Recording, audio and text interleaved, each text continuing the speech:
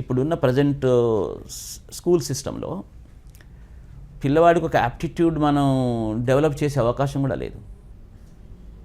ఎందుకంటే స్కూల్ స్థాయి నుంచి 5th నుంచో 6th నుంచో 5th 6th కాదు, I have seen even 4th class నుంచి కూడా ఒక పేరెంట్ ఆ మధ్యన కలిశాడు. ఒక చిన్న అమ్మాయి,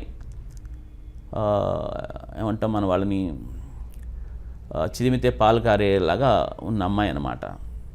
వాళ్ళ అక్కయ్యని ఇక్కడ మన దగ్గర జాయిన్ చేయడానికి వచ్చాడు. వచ్చి ఆయన చాలా గర్వంగా చెప్పుకుంటున్నాడు. ఎక్కడో టౌన్లో ఒక పెద్ద కార్పొరేట్ స్కూల్ అనమాట. మా అమ్మాయి ఐఐటీ చేస్తుంది అన్నాడు. 4th క్లాస్లో, ఆలోచించండి. సో నేను ఒకసారి స్టండ్ యాక్చువల్లీ. 4th క్లాస్ ఏంటి, ఐఐటీ ఏంటి అని I wanted to know for my own understanding. IIT అంటే ఏంటి అండి అని అడిగా. లేదండి ఇప్పటి నుంచే మ్యాథ్స్ బుక్స్ ఇచ్చినారు, వాళ్ళు అవి చేయిస్తున్నారని. మామూలుగా స్కూల్ అంటే ఎలాగా ఉండాలి, బేసిక్గా ఏంటి వాళ్ళ యాప్టిట్యూడ్ ఫైండ్ అవుట్ చేయడానికి. చూడండి, యాప్టిట్యూడ్ ఎప్పుడు ఫైండ్ అవుట్ అవుతుంది, you get expose to various things. మనకు స్కూల్స్ మొదటి నుంచి మనం చదువుకున్నాయి, మీరు చదువుకున్న స్కూల్స్ ఏంటి అంటే పిల్లలకి రకరకాలైన సబ్జెక్టులు, రకరకాలైన కళలు, లేకపోతే ఆటలు అన్నిటికీ ఎక్స్పోజ్ చేసే అవకాశం ఉండింది. సో 10th క్లాస్ అయిపోయేసరికి వాళ్ళు చెప్పగలిగేవాళ్ళు, నాన్న నాకు ఇది ఇష్టంగా ఉంది, అది ఇష్టంగా ఉందని.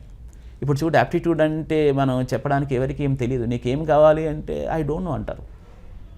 నీకేం నచ్చుతుంది అంటే at the most people might say I watch TV or I watch some social media networks, అంతే. బట్ పర్టికులర్గా నాకు ఈ సబ్జెక్ట్ నచ్చింది అని చెప్పే వాతావరణం మన స్కూల్స్లో లేదు ఇప్పుడు. ఎస్పెషల్లీ మన తెలుగు రాష్ట్రాల్లో అసలు లేదు. ఇండియా లెవెల్లో కూడా దాదాపు అదే పరిస్థితి కనిపిస్తుంది. సో ఒక పిల్లల అభిరుచి డెవలప్ చేయడం కూడా మన డ్యూటీ యాక్చువల్గా.